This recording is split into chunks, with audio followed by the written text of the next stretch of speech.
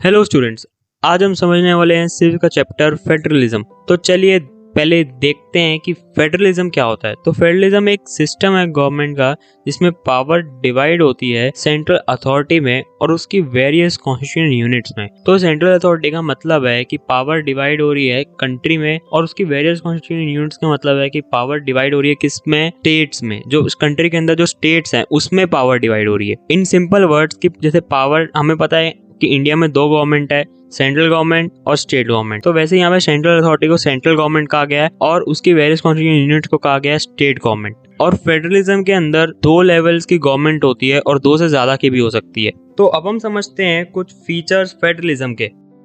There are two or more levels of government. Federalism के अंदर दो या दो से ज्यादा लेवल की गवर्नमेंट हो सकती है। Different levels of government govern the same citizens. अब हम ये समझते हैं एग्जाम्पल से। जैसे सेंट्रल गवर्नमेंट लॉ बना सकती है डिफेंस पे, फॉरेन अफेयर्स पे, करेंसी पे, और वहीं जो स्टेट गवर्नमेंट है वो लॉ बना सकती है ट्रेड में, ट्रेडिंग के ऊपर, या कॉमर्स पे, या एग्रीकल्चर पे। तो ये दोनों गवर्नमेंट अपने अपने लॉज बना रही है ना, और गवर्न किसको कर रही है, हमें, मतलब सेम सिटीजन को ही दोनों गवर्नमेंट अपने अपने लॉज बना के गवर्न कर रही है।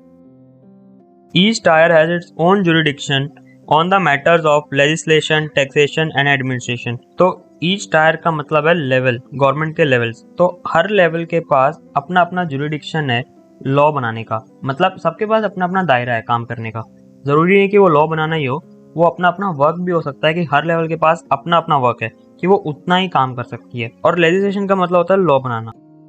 The jurisdictions of respective levels are clearly specified by Constitution. अब इसका मतलब ये है कि मैंने आपको पहले भी जैसे बता दिया कि jurisdiction का मतलब है दायरा। तो यहाँ पे ये बता रखा है कि respective level मतलब हर एक लेवल के लिए पहले से Constitution ने स्पेसिफाई कर रखा है, बता रखा है कि किस किस का कौन से लेवल का क्या काम है, कौन सा लेवल किस चीज पे लॉ बनाएगा। और मैंने आपको जैसे पहले बताया कि सेंट्रल गवर्नमेंट बना सकती है लॉ डिफेंस पे, है ना। तो अब सेंट्रल गवर्नमेंट लॉ नहीं बना पाएगी ट्रेड पे, क्योंकि ट्रेड पे लॉ कौन बनाता है, स्टेट गवर्नमेंट बनाती है ट्रेड पे लॉ। आगे हम लिस्ट भी पढ़ेंगे कि कौन कौन सी क्या लिस्ट है।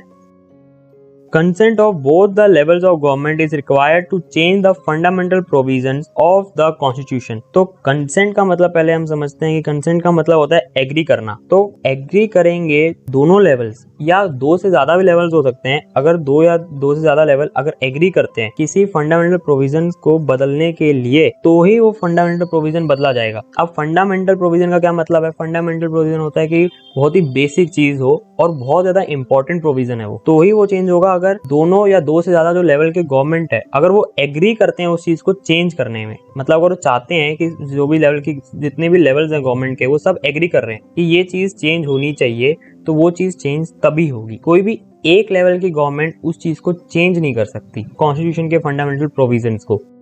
Supreme court acts as an umpire if disputes arise between different level of government. तो जो सुप्रीम कोर्ट है ना, वो एक एम्पायर की तरह एक्ट करेगा अगर डिस्प्यूट अराइज होते हैं किसी भी लेवल की गवर्नमेंट के बीच में। मतलब वो क्या करेगा ना, जो सुप्रीम कोर्ट है वो ये देखेगा कि किसने क्या रूल ब्रेक करा, किसकी क्या गलती है, और उनको सॉल्व करने की कोशिश करेगा एक तरह से। और सबको अपना अपना जुरिडिक्शन बताएगा कि भाई आपका वर्क इतना है, आप इतना ही वर्क करो। तो सुप्रीम कोर्ट एक्ट करेगा एम्पायर की तरह। Sources of revenue are clearly specified for each level of government to maintain financial autonomy. तो सबसे पहले मैं आपको ऑटोनॉमी का मतलब एक्सप्लेन कर देता हूँ। ऑटोनॉमी का मतलब होता है इंडिपेंडेंट। अब सोर्सेज ऑफ रेवेन्यू जो जरिए हैं जहाँ से रेवेन्यू आ रहा है वो पहले से क्या है स्पेसिफाई कर रखे हैं हर लेवल के लिए कि भाई सेंट्रल गवर्नमेंट इस चीज पे टैक्स लगाएगी तो उसे इतना रेवेन्यू अपना वो ले सकती है, और अब स्टेट गवर्नमेंट अपने कुछ टैक्स लगाएगी जिससे उसे कुछ रेवेन्यू मिलेगा, वैसे ही लोकल गवर्नमेंट। तो अब क्या है, इससे क्या होगी, फाइनेंशियल ऑटोनॉमी मेंटेन होगी कि